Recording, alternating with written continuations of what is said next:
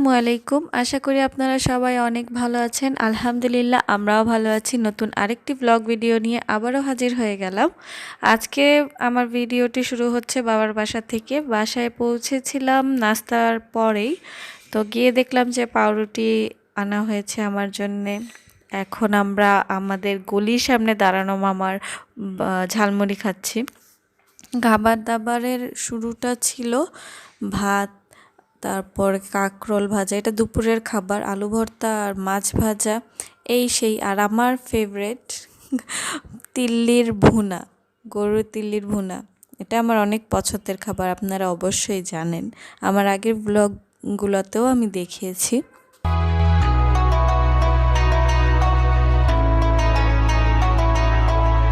যেহেতু বাবার বাসার খাবার দাবারের ভিডিও দিব, কাজেই কোনো কিছুই দেখবেন না ভিডিওগুলোতে, শুধুমাত্র খাবারের ভিডিওগুলাই, মানে খাবারের জিনিসপত্রই দেখবেন। তো এখানে ছিল কবুতরের মাংস, ভাত, পেঁয়াজ, লেবু, কাঁচামরিচ, বোম্বাই মরিচ। আমার শ্বশুর বাড়িতে এই মরিচটাকে কামরাঙ্গা মরিচও বলা হয়। তো তারপরে আমরা খাবো তালের পিঠা। তালের পিঠাটা অনেক মজা হয়েছিল, আম্মু বানিয়েছেন।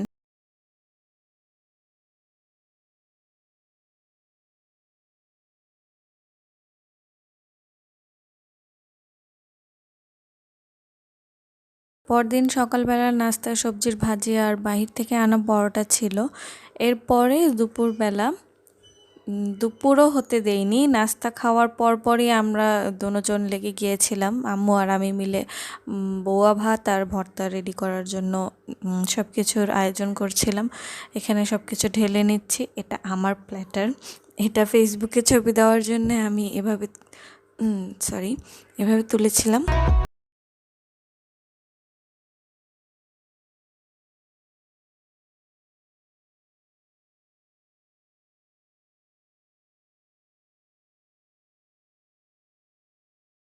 ও ঘরের যে দুইজন ছোট ছোট বাচ্চারা আছে, ওনারা তো আর ভর্তা ভাতে খাবে না, তাই ওনাদের জন্য চিকেন ফ্রাই ছিল। আর এখানে হচ্ছে বাজার থেকে কিনে আনা কেক। এই কেকটার অবস্থা দেখে বুঝতেই পারছেন উপর দিয়ে কোনো একটা হামলা চলেছে। হামলাটা করেছেন ওই যে দুইটা বাচ্চা বলেছিলাম না, দুইজন অনেক সুন্দর মতো চেটেপুটে খেয়ে ফেলেছেন।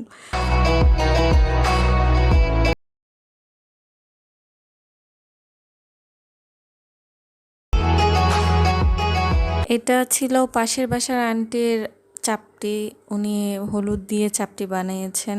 আর শুটকির ভর্তা ছিল, 2 পদের শুটকির ভর্তা।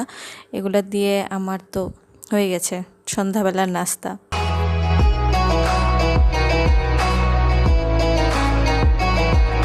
তো এখানকার খাবারে আছে ইলিশ মাছ দিয়ে লতি দিয়ে, তারপরে হচ্ছে বেগুন আর আলুর সবজি বা ভাজি।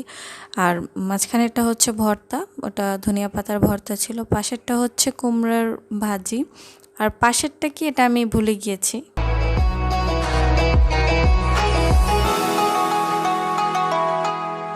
বাসায় গেলে আমি সবসময় আমার মার হাতের রান্নাবান্না পছন্দ করি, আমার অনেক ফেভারেট।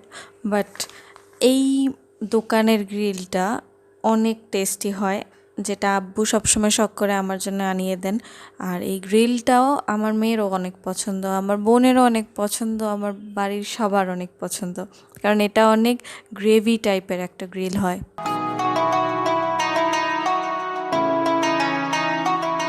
এখানে হচ্ছে বাচ্চাদের সকালবেলা নাস্তা, স্যান্ডউইচ, পাউরুটি, ডিম ভাজা দিয়ে।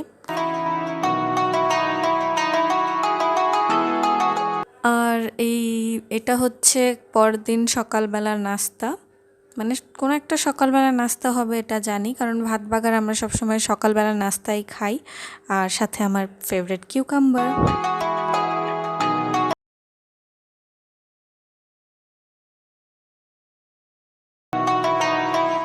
এটা হচ্ছে দুপুরবেলার খাবার, দুপুরে সালাদ ছিল আর গরু মাংস আলু দিয়ে ঝোল ঝোল। আমার এটা মোটামুটি পছন্দ, অতটা পছন্দের না।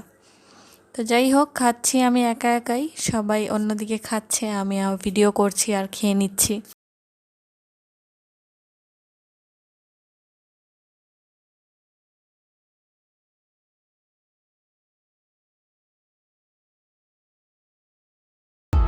আম্মু বাসায় পিঠা বানিয়েছেন, কিন্তু অজান্তে আমার ছোট ভাই ভেলপুরি নিয়ে চলে এসেছিল। কিন্তু ভেলপুরির যে টকটা ছিল না, সেটা খুবই অসাধারণ।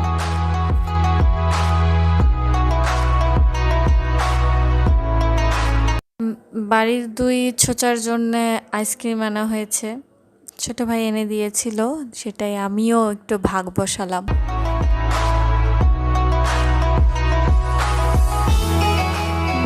এটা হচ্ছে আরেক দুপুরের খাবার, দুপুরবেলার শাক, এই যে আলুর শাক। এটা এটা হচ্ছে বাসার ছাদে যে আলুর গাছগুলো হয়েছে, শাক লতা পাতা ওখান থেকে আম্মু কালেক্ট করে শাক বানিয়ে তারপর খাওয়ালেন।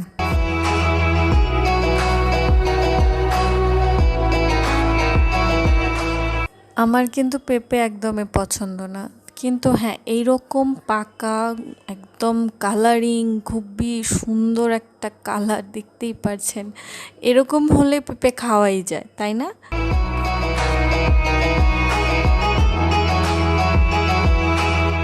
কোনো এক দুপুরবেলা ছোট ভাইয়ের হাতে যখন মসজিদ থেকে আনা প্যাকেট দেখতে পাই, তখন প্যাকেটটা হাতে নিয়ে প্লেটে বেড়ে খাওয়া শুরু করলাম। মনে বড়ই স্বাদ ছিল, কিন্তু কথা হচ্ছে বিরিয়ানিটা এত জঘন্য ছিল যে বাসার কেউই খেতে পারেনি। তো যাই হোক, ওগুলো ছেড়ে রেখে এখন আম্মুর রান্না করা খাবারই খেয়ে নিচ্ছি।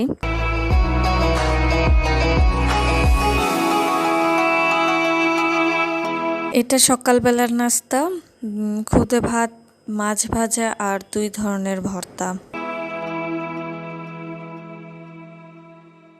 এখানে ছিল বেগুন ভাজা আর বাদামের ভর্তা।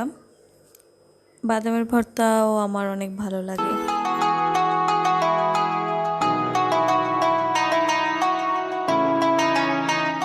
বাজারগুলো হচ্ছে বাসায় গেস্ট আসার উপলক্ষে, তো চিংড়ি মাছটা দেখে অনেক লোভ লাগছিল।